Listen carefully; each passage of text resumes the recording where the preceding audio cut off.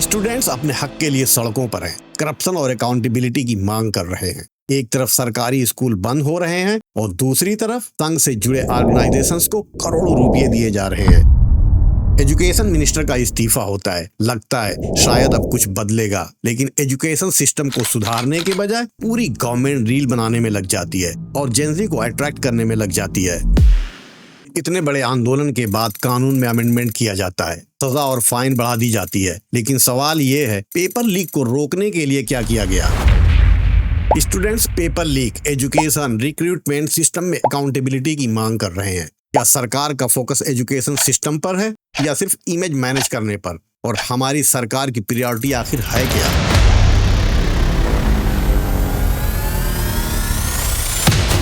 Education, students और एक पूरी जनरेशन का फ्यूचर। अगर गवर्नमेंट की नीयत साफ होती तो पेपर लीक होने के बाद सबसे पहले सिस्टम को ठीक किया जाता। लेकिन 2024 के नीट कंट्रोवर्सी के बाद जो कुछ हुआ उसने एक दूसरा सवाल खड़ा कर दिया। सरकार पेपर लीक रोकने में ज्यादा इंटरेस्टेड है या पेपर लीक के खिलाफ आवाज उठाने वालों को रोकने में? प्रोटेस्ट शुरू हुए, स्टूडेंट्स सड़कों पर आ गए। उनकी डिमांड सिंपल थी, पेपर लीक की जांच करो, स्टूडेंट को इंसाफ दो, एजुकेशन सिस्टम में अकाउंटेबिलिटी तय करो। लेकिन जैसे जैसे प्रोटेस्ट बढ़ता गया वैसे वैसे स्टूडेंट के खिलाफ एलिगेशन भी बढ़ता गया। बीजेपी के अध्यक्ष नितिन नबीन ने प्रोटेस्टिंग स्टूडेंट्स को वायरस और कॉकरोच तक कहा। एक वायरस और कॉकरोच जैसी पार्टियां आ रही हैं, ये देश को खोखला करने वाले लोग हैं। और आरएसएस के इस जोकर ने तो प्रोटेस्टर्स को गोली मारने तक की बात कह दी। लेकिन दिल्ली में बैठे प्राइम मिनिस्टर की तरफ से इन स्टेटमेंट पर कोई रिएक्शन नहीं आया। एक तरफ तो कहते हैं हाय फ्रेंड्स विद्यार्थियों के भविष्य के लिए, और दूसरी तरफ पूरी पार्टी और मीडिया को खुली छूट दे रखी है बच्चियों को गाली देने के लिए। स्टूडेंट का गुस्सा बढ़ता रहा और प्रोटेस्ट चलता रहा। मीडिया को काम पर लगाया गया। स्टूडेंट्स पेपर लीक की बात कर रहे थे, लेकिन टेलीविजन स्टूडियो में आईएसआई बैग्ड हैंडलर, मतलब आईएसआई के हैंडलर ने कभी पाकिस्तान एंगल, कभी चाइना एंगल, कभी पॉलिटिकल कंस्पिरेसी और कभी प्रोटेस्टिंग की नीयत पर सवाल। यानी जिस सिस्टम पर सवाल उठ रहे थे वही बार बार डिस्कशन को स्टूडेंट्स पर शिफ्ट कर रहा था। बार बार पूछा जा रहा था कि इन्हें फंड कौन करता है। आशुतोष रंका ने एक डिबेट में ऐसा मुंह तोड़ जवाब दिया। आंदोलन की फंडिंग कहां से हुई, सीजेपी को इसके लिए पैसे कहां से मिले, इस पर आपका क्या कहना है? नहीं, हमें मानव जी इसकी पूरी फंडिंग जो है पीएम केयर्स फंड से आई है। आपसे निवेदन है कि पीएम केयर्स फंड की पूरी जांच की जाए और ट्रांसपेरेंटली वो पैसा कहां खर्च हुआ है वो जनता के सामने शेयर किया जाए। आज के बाद ये किसी प्रोटेस्टर से नहीं पूछेंगे कि फंड कहां से आता है। क्या सरकार अब पीएम केयर फंड की इंडिपेंडेंट इन्वेस्टिगेशन कराएगी? लेकिन स्टूडेंट रुके नहीं, प्रोटेस्ट चलता रहा। एजुकेशन सिस्टम में रिफॉर्म की डिमांड बढ़ती गई और फिर एजुकेशन मिनिस्टर धर्मेंद्र प्रधान को हटा दिया गया। एक पल के लिए लगा शायद अब कुछ बदलेगा, लेकिन अगले ही पल सवाल और बड़ा हो गया। पेपर लीक कैसे रुकेगा, अकाउंटेबिलिटी किसकी होगी और एजुकेशन सिस्टम को कौन ठीक करेगा? और इसी वक्त गवर्नमेंट ने जेनजी तक पहुंचने के लिए सोशल मीडिया पर एक नया ड्रामा शुरू कर दिया। और एक मैसेज, गवर्नमेंट यंग जनरेशन को समझ रही है, लेकिन स्टूडेंट्स का कहना है हमें रील नहीं रिजल्ट चाहिए। प्रोटेस्ट के बीच पुलिस लाठी भांजती दिखी, फेशियल रिकॉग्निशन टेक्नोलॉजी का यूज किया गया, प्रोटेस्टर पर केसेस की रिपोर्ट सामने आई। सरकार सिस्टम को ठीक करने के बजाय प्रोटेस्टर को ठीक करने में ज्यादा इंटरेस्टेड दिखती है। और इसी बीच एक अजीब मामला सामने आया। प्राइम मिनिस्टर की एक सोशल मीडिया रील कुछ घंटों के लिए फेसबुक से हट गई थी, तो उस पर गवर्नमेंट ने मेटा के ऑफिसर्स की लाइन लगा दी। रिपोर्टर कहता है कि it is a serious issue in India sir. Any comment on the removal of Prime Minister post, sir? It is a very serious issue in the India, sir.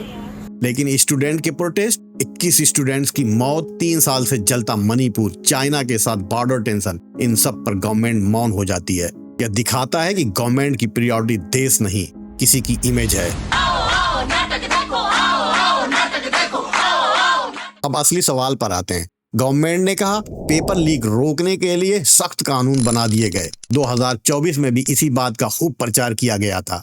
इस paper leak mafia पर BJP सरकार सख्त से सख्त कार्रवाई करेगी। छात्र छात्राओं के भविष्य से खिलवाड़ करने वाले माफिया पर कड़ी कार्रवाई करके रहेगी। हमने बहुत ही कठोर कानून बनाया, मजबूत कानून बनाया। इस कानून के बनने के बाद पेपर लीक माफिया गलत काम करने से पहले 100 बार सोचेगा। केंद्र सरकार पहले ही एक कड़ा कानून बना चुकी है। सख्त कानून, सख्त पनिशमेंट, पेपर लीक करने वाले को बख्शा नहीं जाएगा। लेकिन उसी साल नीट पेपर लीक हो गया। इन्वेस्टिगेशन हुई, एक्यूज पकड़े गए। जब कानून इतना सख्त था तो 2024 में पेपर कैसे लीक हो गया? 2026 फिर वही ढोल। एक बार फिर गवर्नमेंट कह रही है अब और सख्त कानून बना दिया है। तो चलिए देखते हैं ये नया कानून एक्चुअली में है क्या। इंडिविजुअल के लिए पनिशमेंट जो पहले 3 से 5 साल थी अब बढ़ाकर 5 से 10 साल कर दी गई है और फाइन 50 लाख। एग्जाम कंडक्ट करने वाले सर्विस प्रोवाइडर के लिए 5 करोड़ तक का फाइन और 8 साल तक का प्रतिबंध। ऑर्गेनाइज्ड क्राइम जैसे ऑर्गेनाइज्ड पेपर लीक या कोचिंग लिंक्ड माफिया, इनके लिए मिनिमम 7 साल की सजा, 10 करोड़ तक का फाइन और कुछ केसेस में प्रॉपर्टी सीज करने का भी प्रोविजन है। और केस को जल्दी निपटाने के लिए स्पेशल फास्ट ट्रैक कोर्ट्स। सुनने में सब कुछ बहुत सख्त लगता है, लेकिन एक मिनट, पेपर लीक होने से पहले उसे रोकने के लिए क्या बदला? यही सबसे इम्पोर्टेंट क्वेश्चन है। नया लॉ पनिशमेंट को सख्त बनाता है, इन्वेस्टिगेशन और ट्रायल को फास्ट करने की बात करता है, लेकिन एजुकेशन मिनिस्टर की डायरेक्ट अकाउंटेबिलिटी का क्या? सीनियर ऑफिसर्स की अकाउंटेबिलिटी का क्या? पेपर लीक होने से पहले उसे डिटेक्ट करने और रोकने के लिए क्या है इसमें? कुछ नहीं, क्योंकि पनिशमेंट तब मिलती है जब क्राइम हो चुका होता है। कोर्ट तब एक्शन लेता है जब पेपर लीक हो चुका होता है। 2024 नीट केस एक एग्जाम्पल है। सीबीआई की इन्वेस्टिगेशन में संजय मुखिया को पेपर की चोरी या डिस्ट्रीब्यूशन से जोड़ने वाले सफिशिएंट एविडेंस नहीं मिले। सीबीआई ने उसके खिलाफ इस केस में चार्जशीट तक नहीं फाइल की। तो सवाल अब भी वही है, अगर इन्वेस्टिगेशन एजेंसीज को एक मास्टरमाइंड तक पहुंचने में इतनी मुश्किल हो रही है तो सिर्फ पनिशमेंट बढ़ा देने से पेपर लीक कैसे रुकेगा?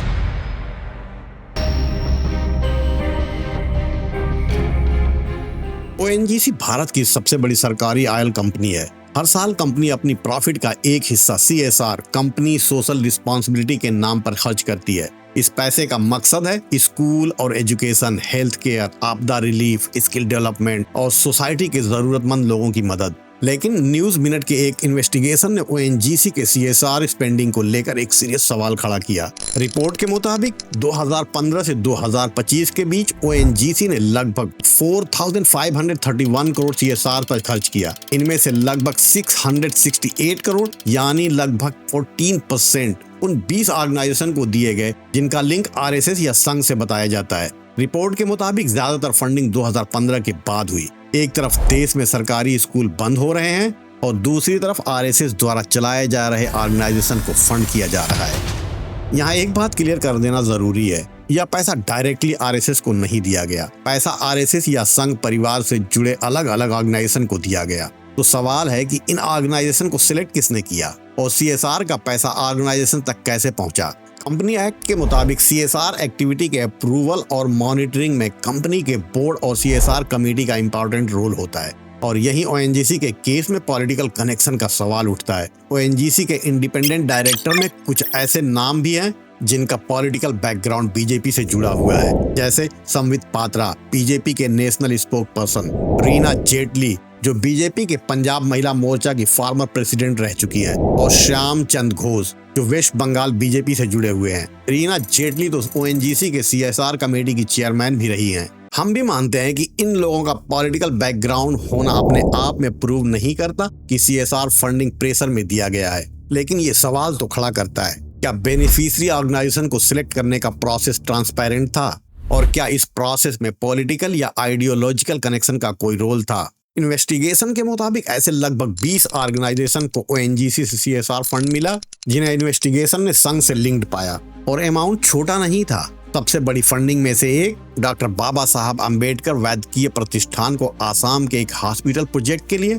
लगभग 434 करोड़ मिले।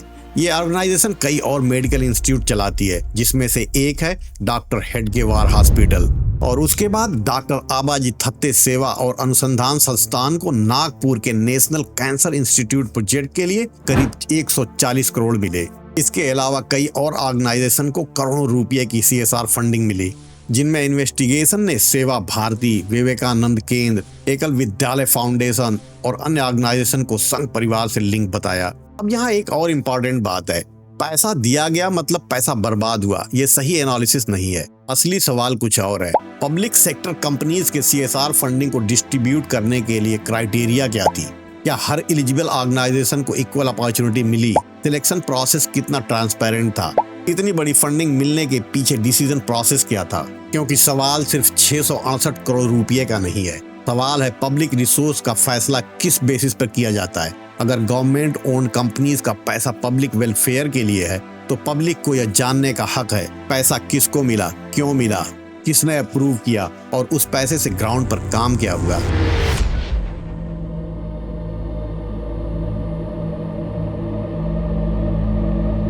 अब बात करते हैं उत्तर प्रदेश की। 69,000 असिस्टेंट टीचर्स रिक्रूटमेंट की, लेकिन इन 69,000 जॉब के साथ जो हुआ वो एक सिर्फ भर्ती घोटाला नहीं था। ये एक सवाल था, क्या रिजर्वेशन सिर्फ कागजों पर है या गवर्नमेंट भर्तियों में लागू भी करती है? कहानी शुरू होती है 2018-19 के भर्ती प्रोसेस से। एग्जाम हुआ, रिजल्ट आया और सिलेक्शन भी हुआ, सब कुछ स्मूथ लग रहा था। फिर स्टूडेंट सोशल मीडिया पर अपने अपने मार्क्स शेयर करने लगते हैं। धीरे धीरे लगने लगता है कि रिजर्वेशन सही से अप्लाई नहीं हुआ है और फिर शुरू होता है प्रोटेस्ट। 1 दिन, 2 दिन, 1 महीना, फिर साल, 2 साल कैंडिडेट सड़क पर प्रोटेस्ट करते रहे, धरने देते रहे और जब गवर्नमेंट से सॉल्यूशन नहीं मिला तो कैंडिडेट्स कोर्ट पहुंच गए।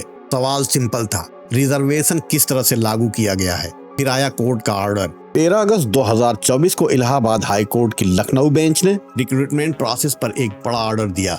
69,000 टीचर्स की फ्रेश सिलेक्शन लिस्ट बनाई जाए।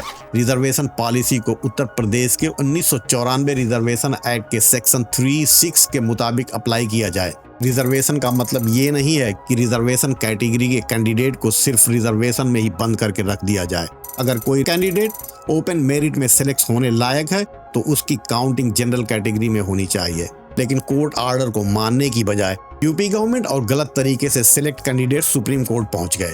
सुप्रीम कोर्ट ने हाई कोर्ट के फैसले पर मुहर लगा दी।